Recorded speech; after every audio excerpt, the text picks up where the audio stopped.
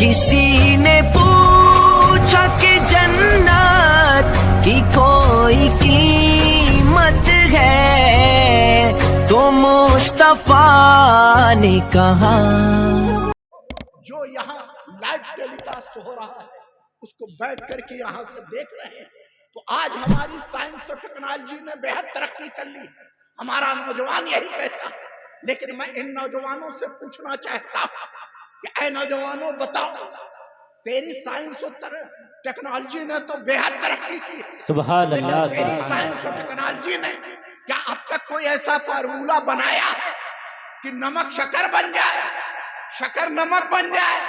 کہیں گے ہماری سائنس اور ٹیکنالوجی کے پاس ایسا کوئی فارمولہ نہیں ہے کہ نمک شکر بن جائے, شکر نمک بن جائے. ہم کہیں گے تیری سائنس کے پاس یہ فارمولہ نہیں ہے, لیکن ہمارے اولیاء اللہ جہاں تیرے سائنس کی حدیں ختم ہو جاتی ہیں وہاں ان اولیاء اللہ کی حدیں شروع ہوتی ہیں.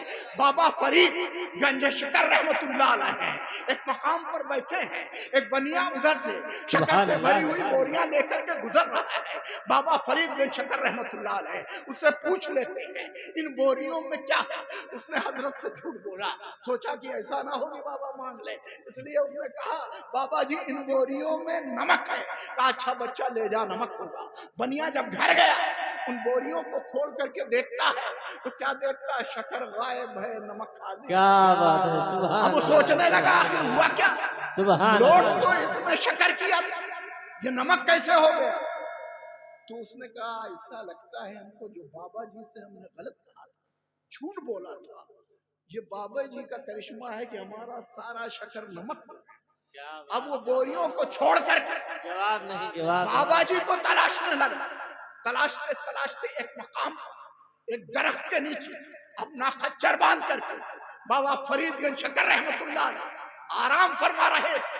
بنیا جاتے ہی قدموں میں گر پڑا. کہا بابا جی میں نے آپ سے غلط کہا تھا, میں نے آپ سے جھوٹ بولا تھا. ان بوریوں میں نمک نہیں تھا, ان بوریوں میں شکر تھا. لیکن آپ نے جب سے کہہ دیا ہے وہ ہمارا سارا نمک وہ ہمارا سارا شکر نمک ہو گیا ہے.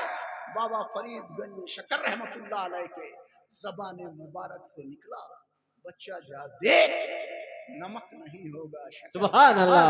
بنیا پھر گھر آیا, جب ان بوریوں کو کھول کر کے دیکھتا ہے تو کیا دیکھتا ہے؟ نمک غائب ہے, شکر حاضر ہے. سبحان اللہ.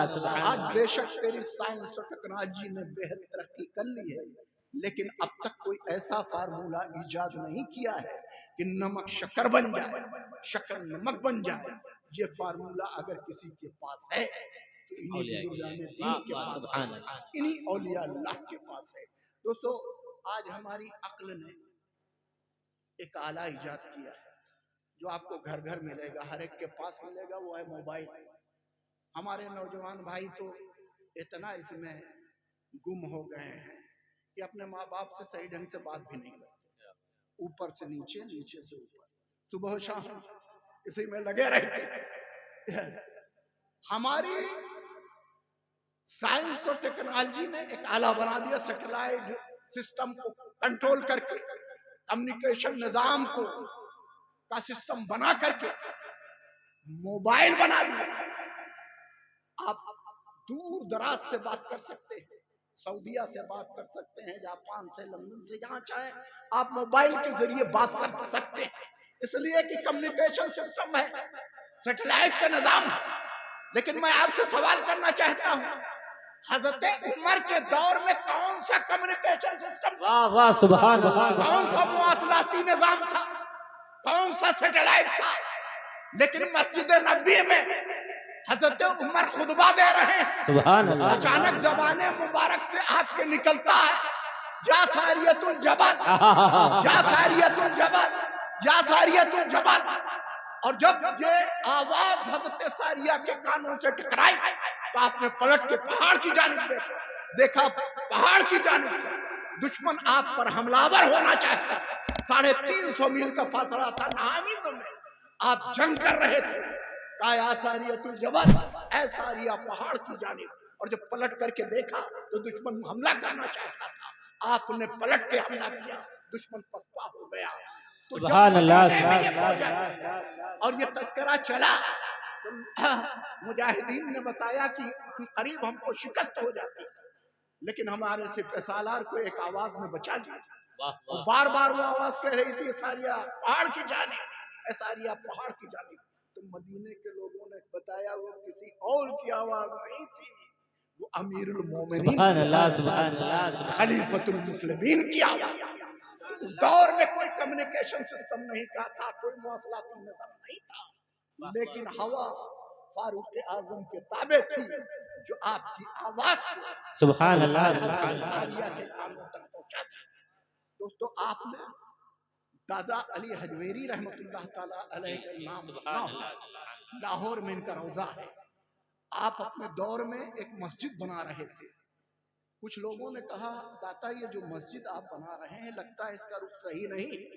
जब 2-3 लोगों ने कहा तो दाता अली हजवेरी रहमतुल्लाह अलैह को जलाना है। आपने कहा जिसको मस्जिद देखना हो वो अगले जुमा की नमाज मेरे पीछे पढ़ेगा। सुभान हुआ अल्लाह। क्या कि जब ये लाहौर में ये बात मशहूर हो गई कि दाता अली हजवेरी ने लाहौर में काबा दिखाने की बात की है, तो जुम्मा के दिन गफीर जमा हो गया। मस्जिद में कहीं तिल रखने की जगह नहीं थी, बाहर तक एक जम गफीर था। और जब अजान हुई उसके बाद दाता अली हजवेरी रहमतुल्लाह अलैह ने खुतबा दिया और तकबीर कहा, अल्लाहु अकबर कह करके जब नियत बांधा तो लोगों ने क्या देखा, मस्जिद गायब है, काबा सामने। अब आज हमारी अक्ल ये कबूल नहीं करेगी कि 5,500 मील का फासला दाता अली हजवेरी रहमतुल्लाह ने लाहौर में काबा किस तरह से दिखा दिया। तो मैं कह रहा हूं तेरी अक्ल ने एक आला इजाद किया है जिसे टेलीविजन कहा जाता है। अगर लंदन और सियोल में मैच खेला जा रहा है तो आप बैठ करके अपने बासगढ़ की सरजमीन पर देख सकते हो। टेलीविजन सिस्टम से, मौसलाती निजाम से, सैटेलाइट के जरिए आप उन तस्वीरों को बैठ करके अपने घर में देख सकते हो। तो जब तेरी अक्ल ने आला इजाद किया कि 10,000 मील के फासले की चीजें बैठ करके अपने घर में देख सकते हो, तो अगर दाता अली हजवेरी रहमतुल्लाह ताला रब ने लाहौर में बैठा कर लाहौर वालों को काबा दिखा दिया तो कोई ताज्जुब की बात सुभान नहीं है, अल्लाह। कोई हैरत की बात नहीं है। दोस्तों, एक अंग्रेज जमातियों के चक्कर में पड़ गया और उसने कुरान करीम का ट्रांसलेट पढ़ा था। उसके दिमाग में एक बात गूंज रही थी कि हजरत सुलेमान अलैहिस्सलाम के दरबार में मलके बिल्कीस के मुल्क सबा की जो मलका थी, मलके बिल्कीस, वहां से मुल्क सबा जो था वो 450 मील का फासला था। वहां की जो मलका थी मलके बिल्कीस, उन्होंने दरबार सुलेमानी में आने के लिए कहा और हजरत सुलेमान अलैहिस्सलाम चाहते थे कि मलके बिल्कीस के आने से पहले दरबार सुलेमानी में उनका तख्त हाजिर कर दिया जाए। 1.25 लाख जिन्ना मौजूद थे दरबार सुलेमानी, लेकिन सबसे कहा कि किस कदर जल्द ला सकते हो। किसी ने कहा 1 साल में, किसी ने कहा 2 साल, किसी ने कहा 1 घंटे में, किसी ने कहा 2 घंटे में, किसी ने कहा 2.5 घंटे में। तो हजरत सुलेमान अलैहिस्सलाम ने कहा और इससे जल्द चाहिए। तो एक किताब का आलिम खड़ा, एक अल्लाह वाला भी उसी बारगाह में, उसी दरबार में मौजूद था। हजरत आसिफ इब्न बरकिया मौजूद थे, उठ खड़े हुए, कहा किस कदर जल्द आपको चाहिए। सुलेमान अलैहिस्सलाम ने कहा मैं पलक झपकते हुए मलके बिल्कीस का तख्त चाहिए। सुभान अल्लाह। आसिफ इब्न बरकिया ने पलक झपकते ही मलके बिल्कीस का तख्त ला करके दरबार सुलेमानी में हाजिर कर। सुभान अल्लाह, सुभान अल्लाह। ये चाहता हूं कि जब उसने ये सुना और उसको जब ये मालूम हुआ कि उसने ये ट्रांसलेट पढ़ा था, तो उसने सोचा कि आखिर आसिफ इब्न बरकिया ने ऐसा किया कैसे। आसमान के जरिए लाए, जमीन के लिए जरिए लाए, जरिए लाए, कैसे मलका बिल्कीस का तख्त ला करके हाजिर किया। ये भी सोच ही रहा था, लेकिन जब भी जमातियों से सवाल करे तो उसको गोल गोल जवाब दे।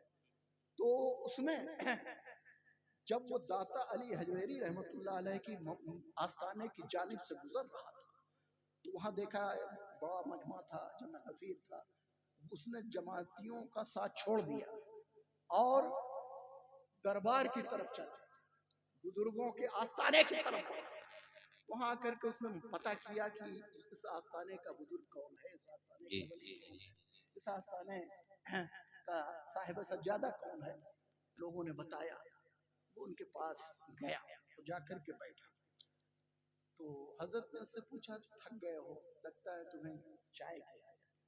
اس نے کہا حضور ان کو چائے کی حاجت ہے۔ تو حضرت نے کیا کیا کہ اپنے قبا کے دامن میں ہاتھ ڈالا اور تھوڑی دیر بعد چائے کی پیالی اس کے سامنے حاضر۔ سبحان اللہ سبحان اللہ۔ اب وہ کبھی حضرت کو دیکھتا، کبھی اس چائے کی پیالی کو دیکھتا۔ حضرت نے پوچھا کیا دیکھ رہے ہو بار بار؟ کہا حضرت جو پیالی آپ نے میرے سامنے لا کر کے رکھی ہے یہ پیالی میڈ ان انڈیا نہیں ہے، یہ پیالی جو ہے میڈ ان لندن ہے، یہ انگلینڈ کی بنی ہوئی پیالی ہے، یہ میرے یہاں کی پیالی ہے۔